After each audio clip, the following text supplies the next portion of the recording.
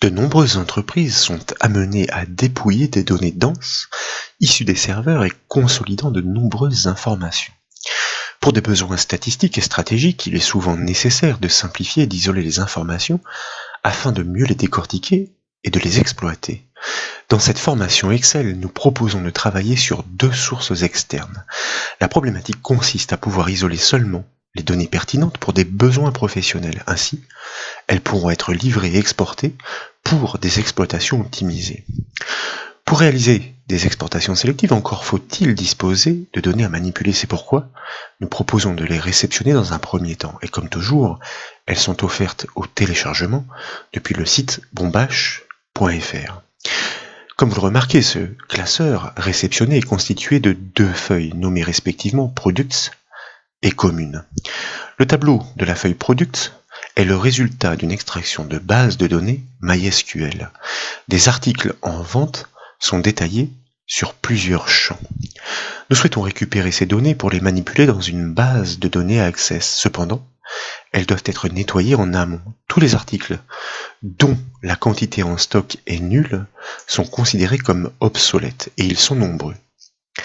En bas de la fenêtre Excel, je vous propose de cliquer sur l'onglet Communes pour accéder à sa feuille. Ce tableau recense toutes les communes de France avec les codes postaux notamment. Pour les besoins d'une application professionnelle, ces communes doivent être importées, là encore, dans une base de données Access. Mais l'entreprise intéressée agit sur la région PACA. Donc, seules les communes des départements 04, 05, 06, 13, 83 et 84 doivent être importées. De plus, les informations sur le code INSEE et les coordonnées GPS ne sont pas désirées. Afin de préparer les informations à importer, nous devons créer des tableaux purgés des données non souhaitées. Deux solutions s'offrent à nous. La première consiste à exploiter les fonctions Excel de base de données. La seconde consiste à utiliser les filtres avancés. Et c'est cette seconde technique que nous choisissons de mettre en œuvre dans ce cas pratique. Cette fonctionnalité consiste à appliquer une zone de critères sur le tableau à filtrer pour produire une extraction sélective des données vers un autre emplacement. En bas de la fenêtre Excel, je vous propose de cliquer sur l'onglet Products afin de revenir sur sa feuille. La zone d'extraction doit débuter par les noms des champs souhaités pour produire le tableau retravaillé. Il est possible de restreindre le niveau de détail en excluant des colonnes dans l'énumération. Cette zone d'extraction est déjà prévue sur cette feuille. Elle débute en ligne 8, comme vous le remarquez, à partir de la colonne I. Tous les champs sont énumérés ici. Nous souhaitons donc récupérer toutes les informations de cette base de données pour lesquelles les quantités en stock ne sont pas nulles. Dans le même temps, nous souhaitons exclure les enregistrements proposant des stocks farfelus. C'est le cas en naviguant quelques lignes vers le bas avec certains articles. Comme vous le remarquez ici, la quantité est proche du million. Nous suggérons donc d'extraire tous les produits pour lesquels la quantité n'est pas comprise, par exemple, entre 0 et 100. Cela signifie que nous devons recouper deux critères. Et comme nous l'avions appris, lorsque des conditions sont à croiser, elles doivent être placées sur la même ligne dans la zone de critères. C'est pourquoi je vous propose, dans cette zone de critères qui existe déjà à partir de la cellule I1, de commencer par sélectionner cette cellule I1 et de la copier par CTRL-C, par exemple, ou encore par le bouton copier du ruban à accueil. Et puis, de sélectionner la cellule J1 et de coller cette étiquette de champ par CTRL-V ou encore en cliquant sur le bouton coller dans le ruban à accueil. Les filtres avancés analysent les conditions posées sur des champs. C'est pourquoi nous répliquons strictement leur nom. En cellule I2, nous allons donc saisir la première condition de cette zone de critères. Nous souhaitons isoler tous les enregistrements pour lesquels la quantité en stock est nécessairement positive, donc strictement supérieure à 0. Mais dans le même temps, comme nous le disions, nous souhaitons isoler tous les enregistrements dont la quantité en stock n'est pas farfelue, c'est-à-dire inférieure ou égale à 100 unités, que nous validons après l'avoir saisi. Comme ces deux conditions sont saisies sur la même ligne, eh bien, la zone de critères nous indique explicitement d'extraire les enregistrements pour lesquels la quantité en stock est à la fois strictement supérieure à 0 et inférieure ou égale à 100 unités. Je vous propose désormais, pour entamer le processus, de cliquer n'importe où dans le tableau à filtrer, par exemple en cellule B3. En effet, en activant une cellule située à l'intérieur du tableau, les filtres avancés détecteront automatiquement les bornes de ce dernier. Et puis, en haut de la fenêtre Excel, je vous invite à cliquer sur l'onglet Données pour activer son ruban. Et puis, dans la section Trier et filtrer, nous allons cliquer sur le bouton Avancer comme nous l'avions appris dans une autre formation. Instantanément dans la boîte de dialogue qui apparaît, nous allons cocher la case Copier vers un autre emplacement, puisque l'objectif ici n'est pas de filtrer sur place, mais de produire une extraction ailleurs. Comme vous le remarquez, Excel a bien défini les bornes du tableau à analyser. Il s'agit de la plage de cellules A1 de point G849, mentionnée donc dans cette zone plage. Cette base de données est donc constituée de 849 lignes, soit de 848 enregistrements si nous considérons la ligne de titre à exclure. Dans la zone de critères, nous sélectionnons la proposition pour pouvoir redéfinir la plage de cellules et donc nous allons sélectionner la plage qui va de I1 à J2 afin d'englober les deux conditions à recouper. Et puis, nous sélectionnons ensuite la zone copier dans afin de pouvoir sélectionner la zone d'entête, c'est-à-dire le point de départ de l'extraction à fournir. Comme vous le remarquez, Excel attribue automatiquement un nom à cette plage du fait de manipulations antérieures qui ont eu lieu sur ce classeur. Quoi qu'il en soit, la plage de cellules pour le début de l'extraction est bien désignée. De fait, je vous propose de cliquer sur le bouton OK pour procéder à l'extraction des données.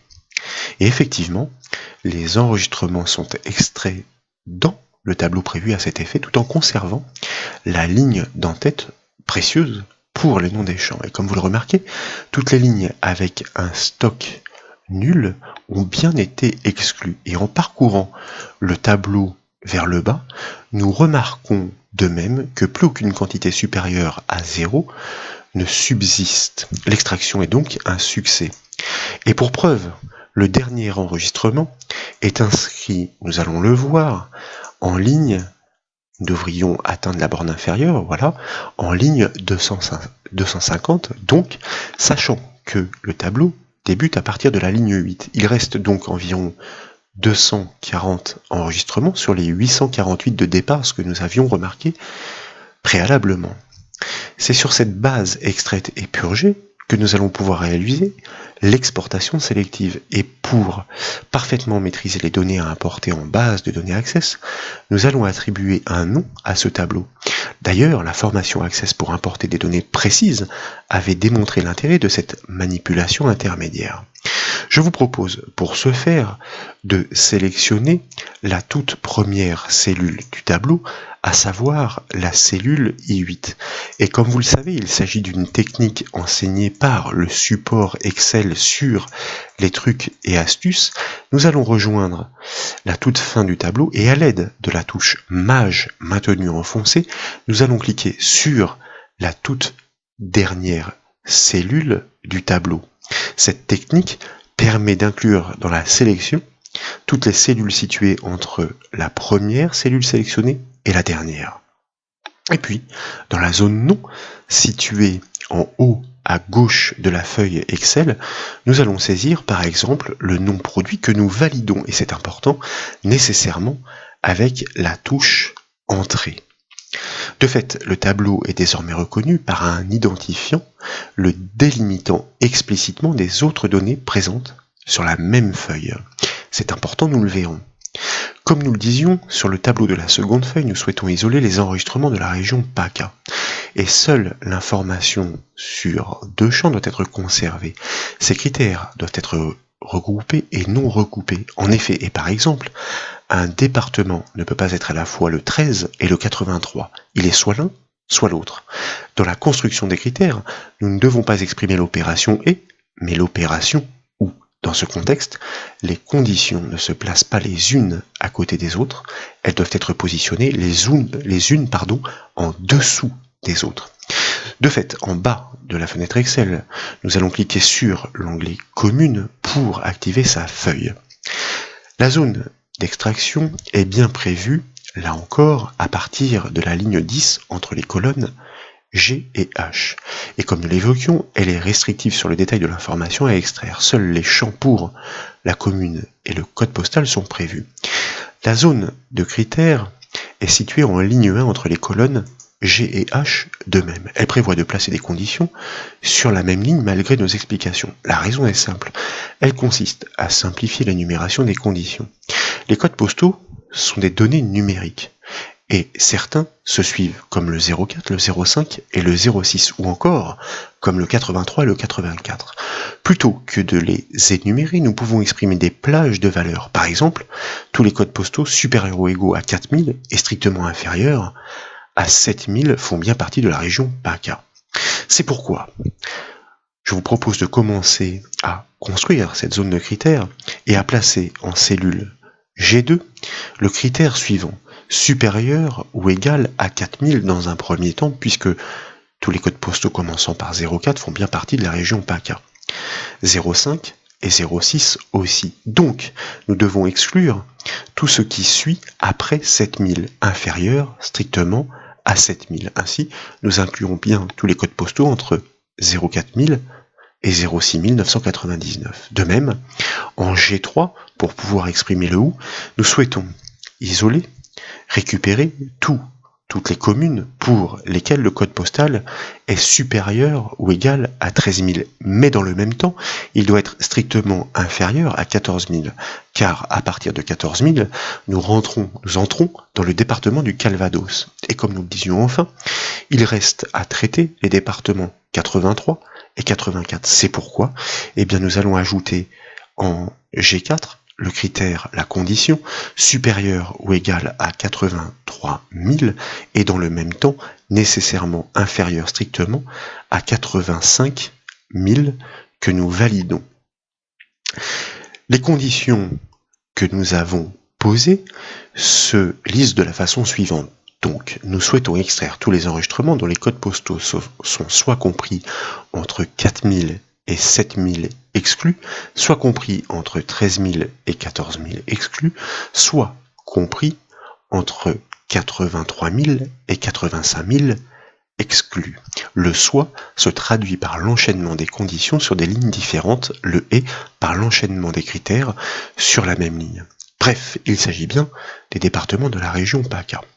Comme précédemment, donc, je vous propose de cliquer dans l'une des cellules du tableau, par exemple C3 pour le désigner, et puis, comme précédemment, là encore, dans le ruban donné, de cliquer sur le bouton avancer. Dans la foulée, nous cochons instantanément la case copier vers un autre emplacement, puisque nous souhaitons faire une extraction à la fois sélective et restrictive sur les champs. Les bornes du tableau ont bien été détectées automatiquement. Là encore, c'est ce qu'indique la zone plage. Et à ce titre, nous remarquons que la base de données est très volumineuse. Elle s'étend jusqu'à la ligne 39 200, tandis qu'elle commence à partir de la ligne 1. En excluant donc cette ligne de titre, nous comptons 39 199 enregistrements qu'il faut nettoyer.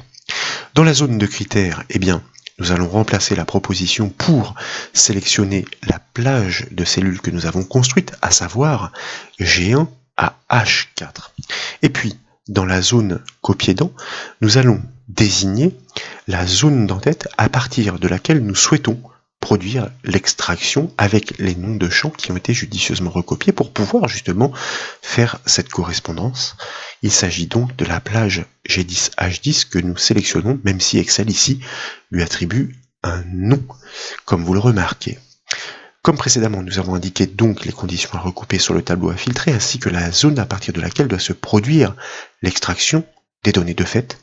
Il ne nous reste plus qu'à cliquer sur le bouton OK pour procéder à l'extraction des données. Seuls les codes postaux et les villes sont effectivement extraits. Cette extraction restrictive, permise par les filtres avancés, est donc particulièrement intéressante. De plus, en faisant défiler le tableau, vous remarquez que seules les villes de la région PACA sont conservées. Ce travail en amont est donc précieux pour permettre de simplifier les importations sélectives et précises qui vont suivre. L'extraction, nous allons le voir en faisant défiler notre tableau vers le bas, s'étend jusqu'à un certain nombre d'enregistrements, et plus précisément, nous devrions atteindre, puisque je vois que nous sommes à la fin des lettres de l'alphabet, plus précisément donc jusqu'à la ligne, alors voilà, je viens de le dépasser, 1166. Nous avons donc considérablement réduit le volume des données. Là encore, ce résultat est intéressant pour améliorer les performances d'une base de données afin de ne pas avoir à traiter des informations inutiles. Comme tout à l'heure, donc, je vous propose de sélectionner la première cellule de ce tableau de résultats, soit la cellule G10. Et puis, tout en maintenant la touche Maj enfoncée, nous allons sélectionner la dernière cellule de ce tableau d'extraction. Il s'agit nécessairement de la cellule H1166 que nous cliquons bien en maintenant la touche Maj enfoncée donc. Et puis, dans la foulée, dans la zone nom, je vous invite à saisir le titre commune pour pouvoir reconnaître ce tableau avec un nom explicite, le délimitant précisément. Pensez bien à valider ce nom par la touche entrée du clavier, sinon il n'est pas pris en compte. Nos extractions sélectives sont désormais produites. Nos tableaux résultants sont bornés et explicitement reconnus par des plages nommées. Tout d'abord, nous allons prendre soin d'enregistrer ce classeur par le raccourci clavier CTRL-S ou encore en cliquant sur l'icône de la disquette dans la barre d'accès rapide. Cette action est nécessaire afin qu'Access ait connaissance des extractions délimitées par des plages de cellules fraîchement nommées. Il est temps donc de constater l'intérêt de ces manipulations de données. L'objectif tel que nous l'avions annoncé consiste à pouvoir importer des données nettoyées et purgées dans une base de données à Access. Il faut donc démarrer Access, créer une base de données vide et fermer la table proposée par défaut travail que nous avons déjà préparé en amont. Et puis, depuis cette base de données Access, nous allons tout simplement, dans un premier temps, cliquer sur l'onglet Données externes pour activer son ruban. Et tout à fait à gauche de ce ruban, nous allons cliquer sur le bouton Nouvelle source de données, pointer sur la rubrique à partir d'un fichier et cliquer sur la proposition Excel. Dans la boîte de dialogue qui suit, nous allons cliquer sur le bouton Parcourir afin de pouvoir désigner effectivement notre classeur Excel. Et une fois que vous avez pointé sur le dossier de décompression, eh bien, il ne reste plus qu'à double-cliquer sur le fichier Excel en question, pour lequel, je vous le rappelle, nous avons purgé les données et nous avons nommé nos tableaux d'extraction. Nous cliquons donc sur le bouton OK pour poursuivre. Et comme vous le remarquez, un assistant se déclenche. Il est destiné à identifier les données à importer et à retravailler leur type à la volée. Dans l'étape qui suit, donc, vous constatez que, effectivement, les deux feuilles, Products et Communes, sont identifiées. La partie inférieure de la boîte de dialogue propose effectivement un aperçu des données interprétées. Et si nous les faisons défiler vers la droite, nous remarquons que tous les tableaux sont mélangés. Dans ce contexte, aucune importation propre n'est possible. C'est pourquoi je vous invite à cocher la case « Afficher les plages nommées » puisque nous avons pris soin justement d'identifier ces tableaux extraits. La communication entre les logiciels de la gamme Office est d'une grande qualité. Les plages nommées sont instantanément reconnues. Tout en bas, donc par ordre alphabétique, nous allons choisir dans un premier temps la plage que nous avions nommée « Produit ». L'aperçu est livré instantanément, tel que nous l'avions nommé. Vous remarquez que le résultat de l'extraction produit par les filtres avancés d'Excel est parfaitement proposé. De fait, nous pouvons cliquer sur le bouton suivant pour poursuivre. Access identifie la première ligne de cette plage comme celle des titres de colonne, soit des champs pour construire la table de réception. Il a vu juste, c'est pourquoi la case à cocher est bien cochée et la première ligne est grisée. Donc, nous cliquons sur le bouton suivant pour poursuivre. Et dans cette nouvelle étape, Access propose d'ajuster le type de données des champs identifiés. Ce travail permet de réceptionner une table parfaitement calibrée pour la construction d'une base de données. Nous devrions nous y attarder, mais nous avons déjà démontré le mécanisme dans d'autres formations. Nous souhaitons ici simplement aboutir au résultat de l'importation sélective pour la démonstration de cette formation. Donc, je vous propose de cliquer de nouveau sur le bouton suivant. Cette nouvelle étape est cruciale. Toute table de base de données doit proposer une clé primaire. C'est elle qui permet d'identifier chaque enregistrement comme unique. Mais elle permet surtout d'établir les relations entre les tables d'une base de données afin de construire son ossature. Je vous invite donc à cocher la case « Choisir ma propre clé primaire » et à identifier par son étiquette, si ce n'est pas déjà le cas par défaut, le premier champ, à savoir Products ID. Il est temps de terminer l'importation des données purgées depuis Excel. Donc, nous cliquons sur le bouton suivant. Nous acceptons le nom proposé par défaut, qui est celui restitué de la plage nommée, et nous cliquons sur le bouton terminer et sur le bouton fermé de la dernière alerte qui surgit. Et comme vous le remarquez, la table produit apparaît listée dans le volet des objets Access sur la gauche de l'écran. Nous pouvons donc double-cliquer dessus pour constater le résultat de l'importation. Et comme vous le remarquez, les informations sont parfaitement importées dans leurs champs respectifs. Aucun stock nul n'est à déplorer. La petite barre de navigation située en bas de cette table indique, ou plutôt recense, que 242 enregistrements sur les 848 de départ ont effectivement été importés et traités. Notre importation sélective est donc un succès. Nous proposons de poursuivre afin de restituer les informations sur les communes de la région PACA. Donc, nous commençons par cliquer sur la croix de l'onglet de la table produit afin de la fermer. Et puis, de nouveau, dans le ruban données externes, nous cliquons comme précédemment sur le bouton Nouvelle source de données. Nous pointons sur la rubrique à partir d'un fichier et nous validons la proposition Excel. De fait, nous cliquons là encore sur le bouton Parcourir. Nous désignons par double clic notre classeur Excel et nous cliquons sur le bouton OK pour démarrer les étapes de l'assistant. Comme tout à l'heure, là encore, afin de pouvoir bien délimiter les données à importer, nous cochons la case Afficher les plages nommées et cette fois-ci, nous sélectionnons bien la plage que nous avions nommée commune. L'aperçu est livré, il est sans équivoque, vraisemblablement nous réceptionnerons bien toutes les communes de la région PACA. Nous cliquons donc sur le bouton suivant pour poursuivre.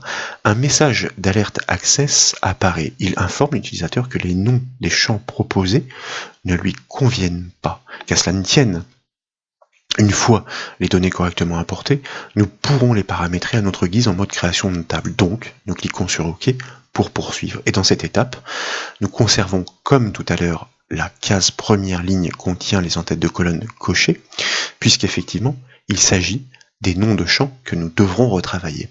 Nous cliquons de nouveau sur le bouton suivant. Comme tout à l'heure, là encore, cette étape propose de typer les champs importés pour les mêmes raisons. Nous allons choisir de l'ignorer en cliquant sur le bouton suivant. Comme vous le savez, cette étape consiste à définir la clé primaire. Elle ne peut pas être posée ni sur le nom des villes, ni sur les codes postaux, car il existe des redondances. Et nous ne pouvons pas exploiter donc ni l'une ni l'autre. C'est pourquoi, nous allons laisser Access créer sa propre clé primaire en ajoutant un champ auto-incrémenté. De fait, nous acceptons cette proposition, nous cliquons sur le bouton suivant, nous acceptons là encore le nom proposé par défaut qui a été réceptionné de notre plage nommée, nous n'avons plus qu'à cliquer sur terminer, et puis sur le bouton fermé si d'aventure cette dernière alerte se déclenche.